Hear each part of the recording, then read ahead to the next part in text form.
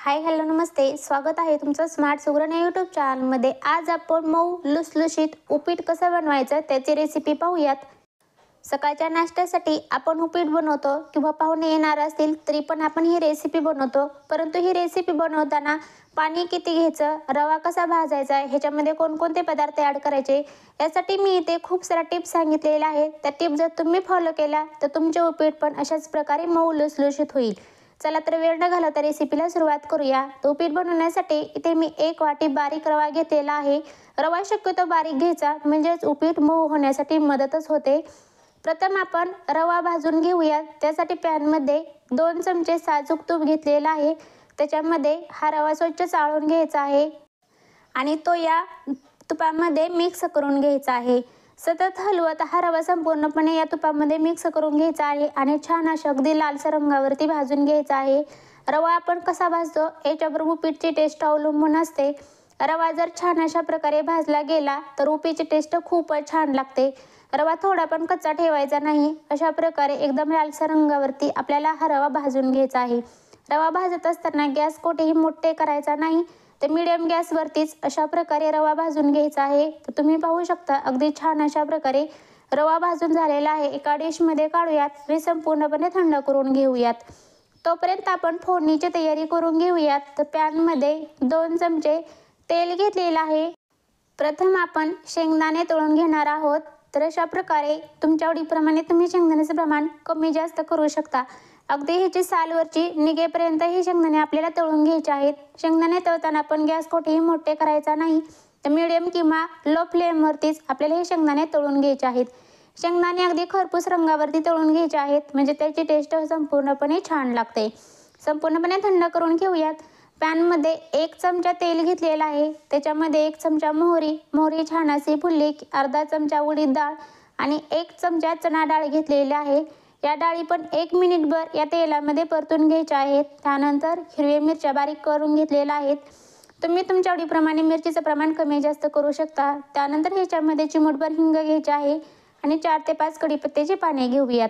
त्यानंतर 1 कांदा बारीक कट करून घेतलेला आहे, तो ॲड करूयात आणि मिक्स करून घेऊयात। तर कांद्याचा कलर चेंज होईपर्यंत इथे आपल्याला हा कांदा तळून घ्यायचा आहे।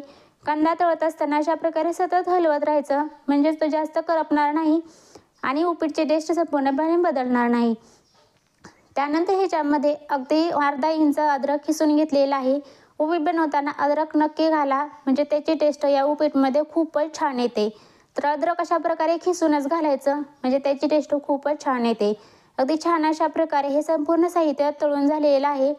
ह्याच्यामध्ये आता आपल्याला पाणी ॲड करायचं आहे। तर इथे आपण 1 वाटी रवा घेतलेला आहे, तर त्यासाठी आपल्याला इथे 2.5 वाटी पाण्याचा वापर करायचा आहे। तर हे अचूक प्रमाण आहे। या प्रमाणात जर तुम्ही पाण्याचा वापर केला तर उपीट एकदम मऊ आणि लुसलुशीत होईल। तर अशा प्रकारे मिक्स करून घेऊयात आणि या पाण्याला उकळी काढून घ्यायची आहे। ह्याच्यामध्ये चवीप्रमाणे मीठ आणि अर्धा चमचा साखर ॲड करायची आहे। उपीट बनवत असताना साखर अवश्य वापरा, त्याच्यामुळे या उपीटची टेस्ट खूपच छान येते। बघा पाण्याला उकळी यायला सुरुवात झालेली आहे। ह्याच्यामध्ये आपण भाजून घेतलेला रवा ॲड करूयात।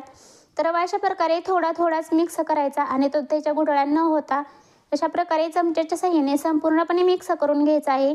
मिक्स करत असताना असे अगदी फास्ट हलवायचं म्हणजेच ह्याच्या अजिबात गुठळ्या बनत नाहीत।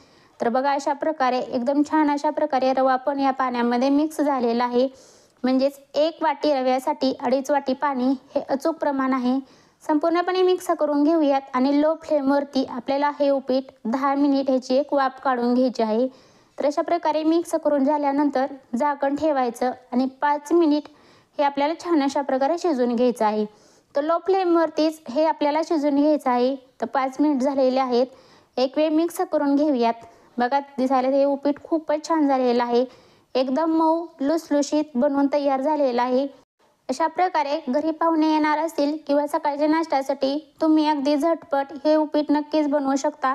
हे उपीटची रेसिपी तुम्हाला कशी वाटली हे कमेंट करून सांगायला विसरू नका। रेसिपी आवडल्यास रेसिपीला लाईक करा, शेअर करा आणि चॅनलला सबस्क्राईब केलं नसेल तर जरूर सबस्क्राईब करा। त्याचबरोबर शेजारील बेल आयकॉन क्लिक करा म्हणजे मी अशा नवनवीन रेसिपी टाकत असते त्याचं नोटिफिकेशन सर्वात प्रथम तुम्हाला मिळेल, म्हणजेच तुम्ही माझी कोणतीच रेसिपी मिस नाही करणार। तर वरून शेंगदाणे आणि कोथिंबीर, त्यानंतर बारीक शेव घ्यायची आहे. संपूर्ण रेसिपी पाहिल्याबद्दल तुमचे खूप